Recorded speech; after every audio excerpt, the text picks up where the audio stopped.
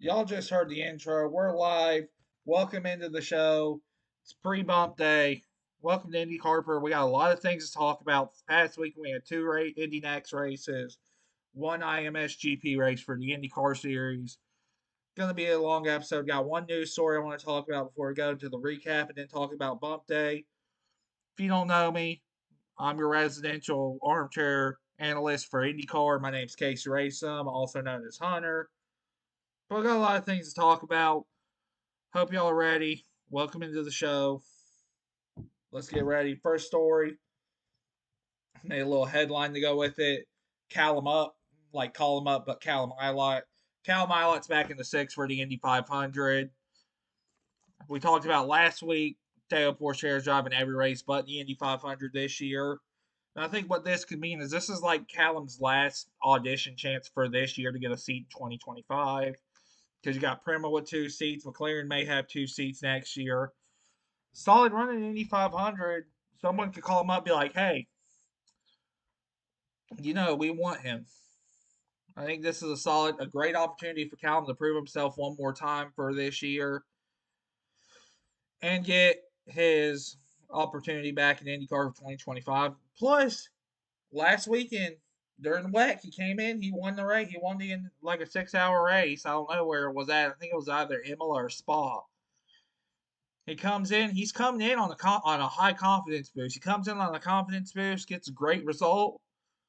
I think that means someone's going to come in wanting for next year. This is all a big 2025 audition, whether it's for McLaren, Prema, or anyone else has a seat open. Callum Ilott, hope he runs well. Big chance in the Indy 500, and it's his best opportunity in the Indy 500. But we talked about Callum, and like I said during the intro, we had two races this weekend at the IMS GP for the Indy Next series. Indy Next is basically IndyCar's NASCAR Xfinity Series slash AAA, basically their minor leagues. We had two races. Going into these two races, there was a solid opportunity for someone to take a points lead between Jacob Abel and Nolan Siegel. I asked the question, who's going to come out with the points lead? Who's going to take that early advantage? We had our clear answer. But we'll talk about that after race two and after we give out our driver of the day for both races. Race one, the top two didn't change who was in the points lead. Jacob Abel comes home first, Nolan Siegel in second. So Jacob Abel gets that little advantage in the point standings. Jamie Chadwick, first career podium for a great job for her. I'll talk about her more in a little bit. Comes home third, first career podium. Callum Hedge comes home fourth in the 17. Miles Rowe, best career finish, comes home fifth. Reese Gold here in sixth place finish. Louis Foster still trying to be in the points battle with Nolan and Jacob. He's still kind of there. He's like, don't give up hope on me. Louis Foster comes home seventh. Jonathan Brown in eighth. Christian Vogel comes home ninth. And Niels Coolin rounds out the top 10 in the number 33 car. Come home in 11th to Salvador de Alba. Michael D'Orlando, lucky enough to get him for these two races. Hopefully, we'll see him back in Detroit. He's still looking for funding to complete the season. Comes home solidly in 12th. Nolan Aleer in 13th. Bryce Aaron James Rowe, two Andretti guys come home 14th, 15th. J.W. Miller in 16th. Just kind of been there, not having a great season. Lindsey Brewer 17th. Jordan Missing, first career race. Didn't talk about this last week. I'm gonna look real quick at the point standings. We're gonna go look at the point standings super quick before we go back to it. Yeah, he replaces Josh Mason this weekend. Jordan Mason comes in. Josh Mason parts ways. Jordan Mason comes in, finishes 18th in his first career Indy Next race. Cal Collette comes home 19th. Even Sandra Morley, it's not his year. It really has not been his year. He's still running. Ends up going to the back of the field, ends up having an accident. Just hasn't been his race the last 2 to 3 races. He comes home 20th. Josh Pearson, he goes off course early on, doesn't end up finishing, he comes up dead last. Well, we saw a recap of race one. Jacob Abel gets that slight advantage to Nolan Siegel. Because remember, I asked who's going to come home with that who's going to come out of these two races with the early points advantage? And right now it's looking like Jacob Abel is. But we talked about who finished on the podium. First career podium, finished third. We're going to talk about her again. Because my Casey Racing driver of the day for the first Indy Next race at IMSGP for the Friday night IMSGP race at the Indianapolis Road Course goes to none other than Miss Jamie Chadwick. She started sixth, finishes third. First career podium in the Indy Next Series, three-time W Series champion. That's she's setting up herself for a great run. That's her best run of the year. She's been having mechanical problems or having spinning out, not having great races. But this has been the outlier. She finishes third, gets her first career podium, stays in third, solidly there, defends her position, does a great job. So that's why she is my Casey Racing driver of the day for this past weekend's IMSGP Race 1. And I think she's qualifying well. If she can get the finishes, this is going to end up with a good year. But that's enough about Race 1. Because we had another race. We had another race in the Next Series. So we're going to go over those results. Yeah, I'm my driver today for the second race. We had two races. Remember, I said I keep repeating myself. I'm sorry. Two races. We had the Friday night and the early Saturday afternoon race. We're going to go over the race results for race 2 now and see who got the early advantage. Let's go ahead and refresh the page. It's not popping up. Race 2 for the Indy Next Series at the IMS Road Course. It wasn't Nolan Siegel or Jacob Abel getting the win this time. It was Louis Foster. Louis Foster comes home first. Him and Cal Collette were having a really, really great battle for the whole entire race. Louis Foster passes him early, ends up sneaking out a win. Jacob Abel, of course, he is now, I'll talk about him in the point stand in a second. He finishes second, gets another podium. He's constantly on that podium step, been constantly in the podium.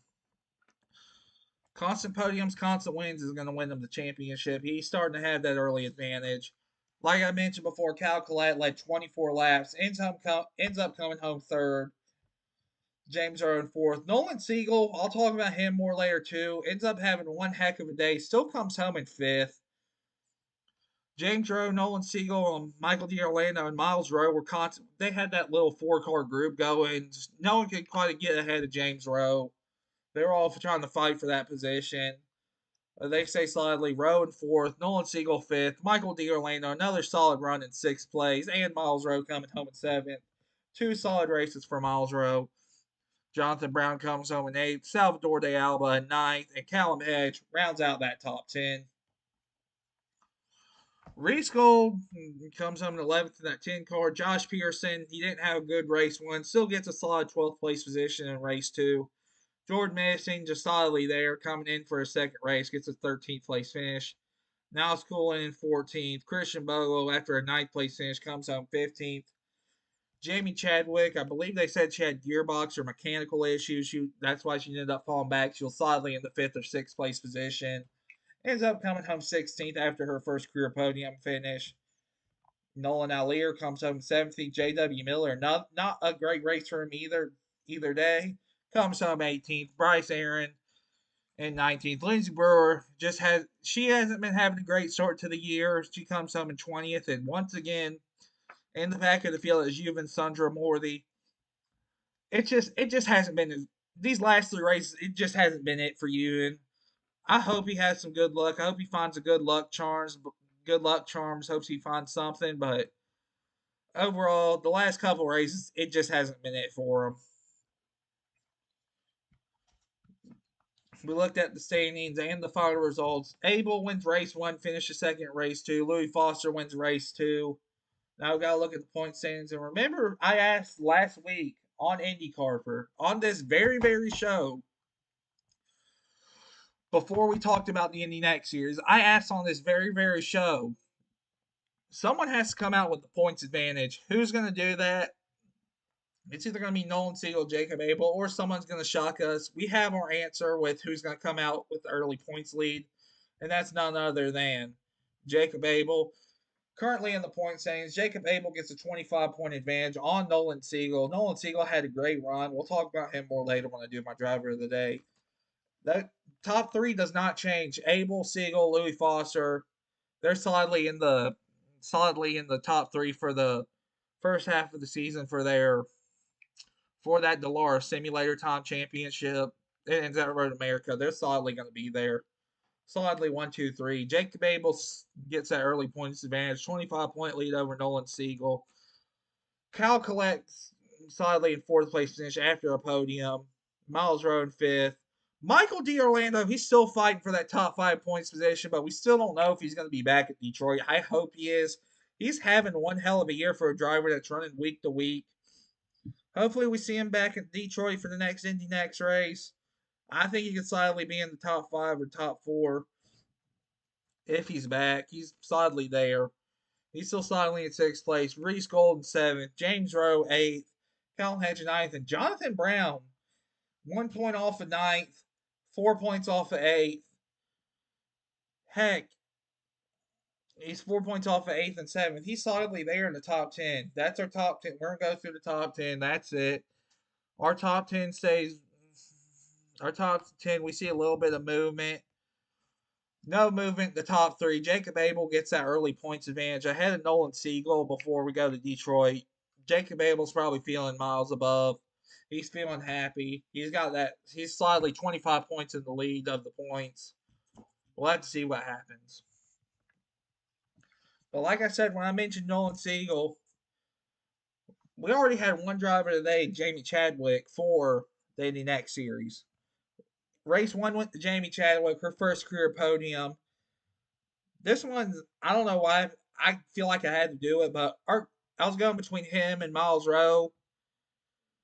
But our Casey Racing driver of the day for the IMS GP race number 2 in the Indy Next Series goes to Nolan Siegel. Starts fifth, finishes fifth. I know that doesn't say the story, but he went to the grass super early on like lap 1 or 3. I couldn't remember. He ends up going into the grass, falling back, recovers, finishes fifth. The hole could have been bigger than what it is in the point standings between him and Jacob Abel. He remained solidly in the points battle. It could have been worse. Comes back, finishes fifth. Very well could have been in the podium if the race was 45 laps and not 35. But if ands and buts don't make cans of coconuts. Still comes home fifth. Manages the gap in the points standings. Still solidly in second in the point standings. We'll have to see what happens at Detroit. Plus, we got Nolan Siegel in his first career 500 coming up. We'll talk about him and when I talk about my bump day predictions too. That's enough about the Indy Next Series. Just a reminder, our Indy Next race up will be the Detroit Grand Prix, Sunday, June 2nd, 10:20 a.m. Eastern. All Indy Next races are streaming on Peacock. If you got Peacock, you can watch Indy Next, watch IndyCar, and you can watch WWE.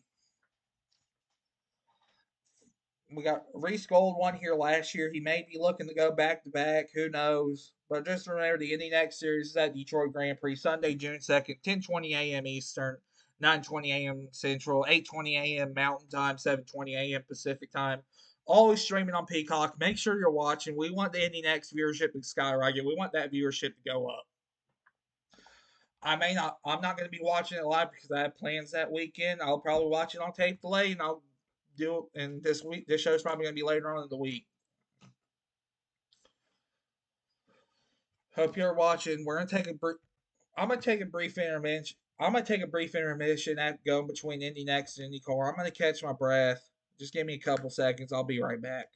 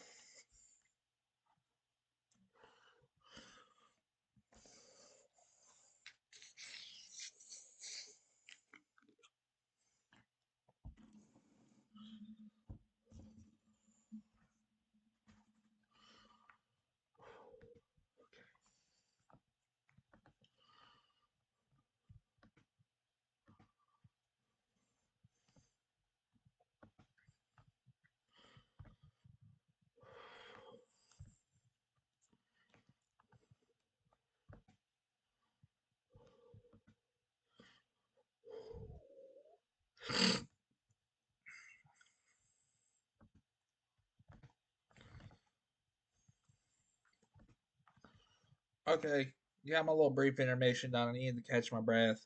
We're back. We're gonna. Besides the Indy Next Series, we had an IndyCar race this weekend. I call this the little appetizer, the bloomed onion before your steak at Outback Steakhouse, your rolls before your appetizer and entree at Texas Roadhouse. This was our appetizer for the Indy 500, the Sonoso Grand Prix, over at the IMS Road Course. We had to talk about the results. And once again, we got to say hello to Mr. Alex Blow. Alex Blow goes back to back in this race. Comes home first. Will Power solidly in second. Christian Lundgaard, another great podium finish for the RLL driver. Scott Dixon comes home fourth.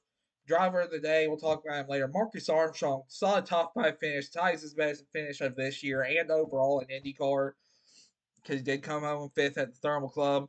Best finish at a points race. Scotty Mack comes home sixth. Ray Hall from the back, or not Ray Hall, Colton Herta from the back to the top 10, comes home seventh after starting 24th. The seven car of Alexander Rossi comes home in eighth. Graham Ray Hall in the 15 comes home ninth. Solid run for him. Rounding out the top 10, that sneaky fast Meyer Shank, number 60 of Felix Rosenquist, starts 10th, finishes 10th. He's still having a great start to the season in his new home at Meyer Shank Racing. Kyle Kirkwood misses out the top 10, comes home right in 11th. Top 12, rounding out the top 12 goes Roman Grosjean in the 77. Pato Ward in the 5, not a great race, comes home in 13th. P50, Pietro Fittipaldi in 14th. Another solid top 15 finish for Kiffin Simpson in his rookie year for Chip Ganassi Racing. These two guys in 16th, 17th, it just hasn't been their week the past couple of races. Marcus Ericsson comes home 16th. Joseph Newgarden, ever since the suspension with and all the and pushed the pass gate at St. Petersburg that came out, it just hasn't been his races. Hopefully, he get back on track. Comes home in 17th. Jack Harvey, the 18 car, finishes 18th.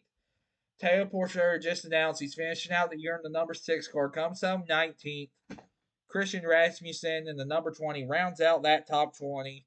21st goes Augustin Canapino. 22nd, Stingray Robb. Just hasn't been his year either. Tom Blomqvist in the 66 comes home 23rd. Linus Lundqvist, after his podium finish at Barber, comes home 24th. Luca Giotto comes home in that 25th position in his second career in the next race. Rinus VK comes home 26. I thought he was going to be my dark horse pick. He didn't end up having a great run. Santino Ferrucci have a mechanical failure. He was solidly top 10 in the point standings. That's not the case anymore. He comes home 27th. Always has to be the Indy 500. Just wasn't his race. As we're looking at the results, we're gonna go over the point standings now. Looking at the point standings, it looks a lot like the top two of this race. Welcome back to the top, to the number one spot in the point standings, Alex Palou. Sure, he missed it a little bit because he won the points. He won the championship last year. I'm sure he missed it, but I don't mean to sound mean. But Palou, you can stay here for now. I didn't pick him to win the championship. I don't want him. I'm gonna sound mean, but I don't want him there because I didn't pick him to win the championship, and I don't. I'm open to a back-to-back championship, but I didn't pick him, so hope you don't get too comfortable, Pillow. You can enjoy it for now. Will Power solidly in second. He has not finished outside the podium except for Long Beach this year so far.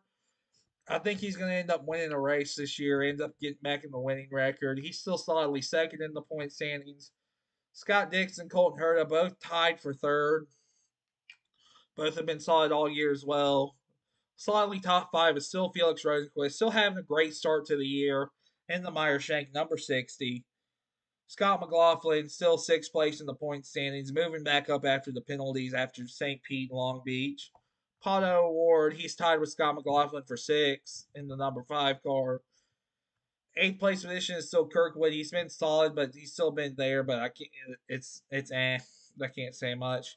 Christian Lundgaard, after a podium finish, finds himself back in the top 10 in the point standings in that number 45, rounding out the top 10. Welcome to the top 10 for the first or second time of the year since St. Pete, I believe. Alexander Rossi, welcome back to the top 10, buddy.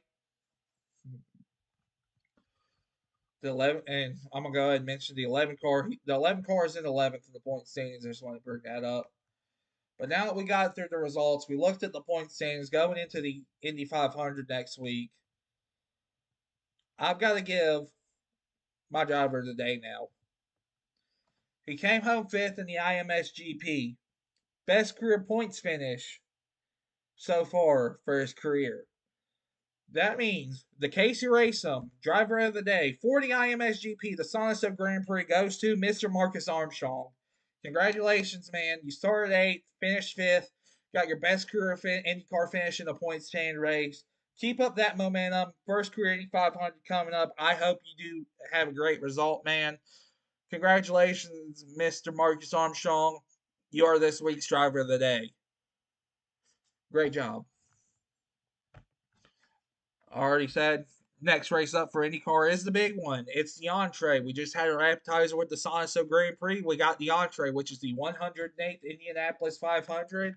Memorial Day weekend, Sunday, May 26th, 11 a.m. Eastern on NBC, always streaming on Peacock. We made our first graphic for the race this year. We got the two multi-time winners in the race this year with Elio Castroneves and Takuma Sato. And I decided to put the Galaxy for this graphic because the Indy 500 is simply out of this world. That's the only reason. And I like the purple color. I'm going to make more graphics. That was just my champions graphic. I got 3 more ideas I'm going to come up with. But that's enough about the Indy 500. We're going to go back to the IMSGP for a minute. We're going to have a brief talk about the ratings. Because this was our second best race of the year. Indy 500 is usually the best race of the year. We'll see what that looks like. IndyCar averaged 875,000 viewers across the broadcast with TV only viewership. It's the second best audience of the year, and it was an upgrade from the race last year. I love upgrades. It gave us an upgrade. This is a good look. This is a good start to get some ratings. I've been harping on this show. We need ratings. We need them, and IndyCar needs to market better. We're getting the ratings are coming up, but this could be the IMS effect, though. Maybe the ratings rounding out with the Peacock. I'm saying we got a 900K. This might be the IMS effect because most people might only watch IndyCar when it's at Indianapolis. This could be IMS effect. It could not be. I could be wrong and I could be right. But I want to see the ratings year to year. I want to see increases. Say every single race besides this one so far has been a decrease from last year to this year. I want to see these increases. I'm happy we got an increase. We got roughly 900K watching. But I'm tired of being the glass half empty guy. This could be the Indianapolis effect. We'll have to see. I'm sure the Indy 500 is going to get roughly 2 million viewers, maybe 3 million. We'll have to see. I hope it's not the case that it's just the IMS effect. I'd see in Detroit after the Indy 500. But overall, it's a good look. It's an upgrade. It's what I like to see. Roughly 900,000 viewers watching it. We got an increase from last year, so that's a great start.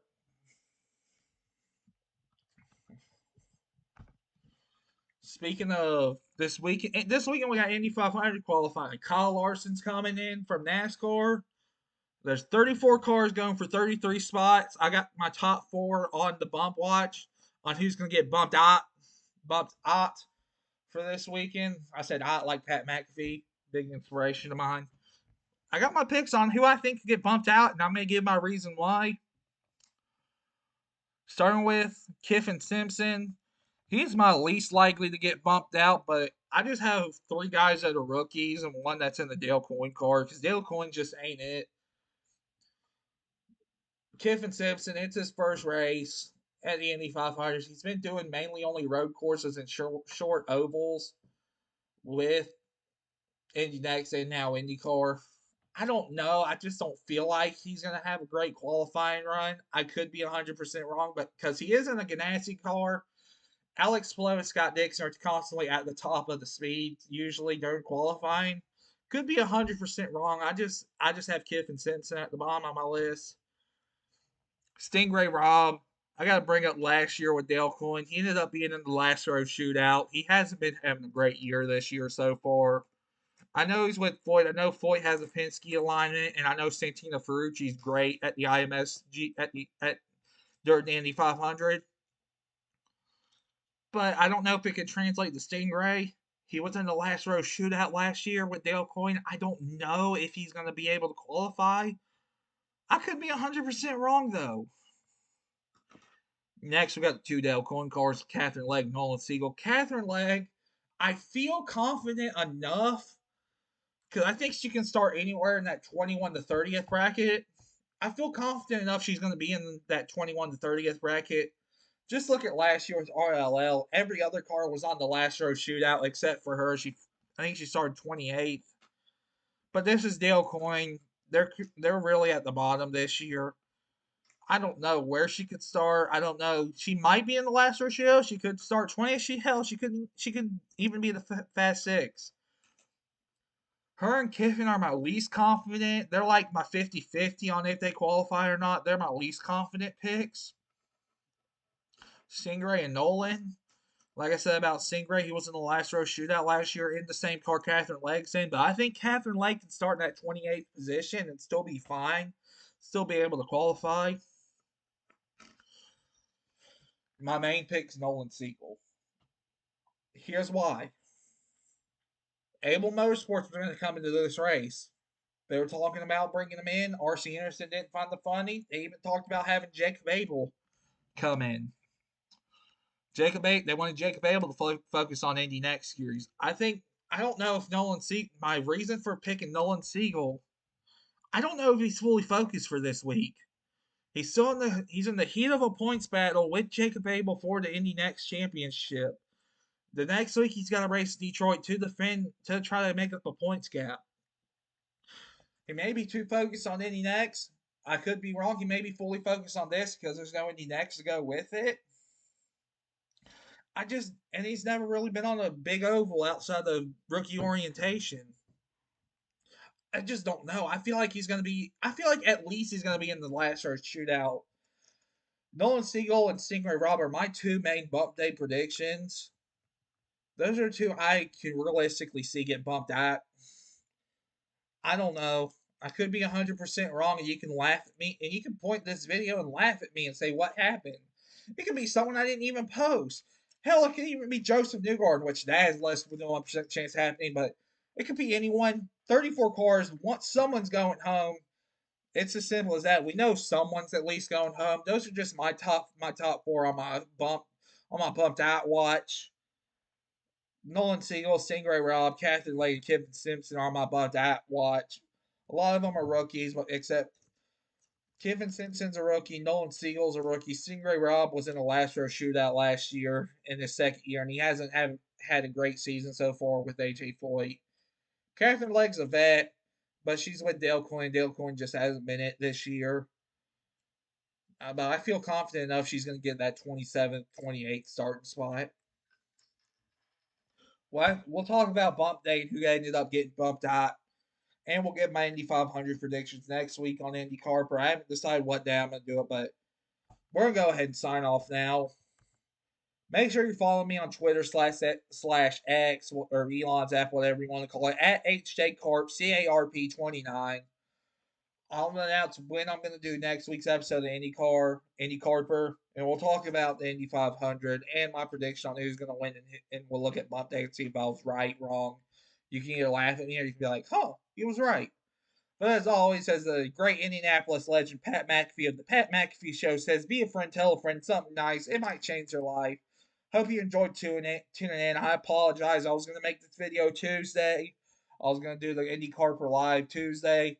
Internet ended up going out. Didn't have internet. Was going to do it yesterday. Was out of it most of the day. Ended up sleeping all day. So I'm doing it this morning. But I hope you enjoyed tuning in. Make sure you're watching Indy 500 practice, and you'll get the general idea who's going to end up being bumped out. I'm going to watch some Indy 500 practice now. It's on now. Make sure you have Peacock so you can watch the Indy 500 practice if you don't have TV at home. And plus, an added bonus for Peacock is you can watch all WWE PLEs if you have it. That's another added. Peacock's great. $5 a month. You can watch whatever. But as always, be a friend, tell a friend something nice. It might change your life. I'm your main man, Casey Racem. I hope you enjoyed Indycarper. I'll see you next week when we talk about who ended up getting bumped out, who didn't get bumped out. We've been live just over 30 minutes. Had a brief intermission. We got over what we wanted to talk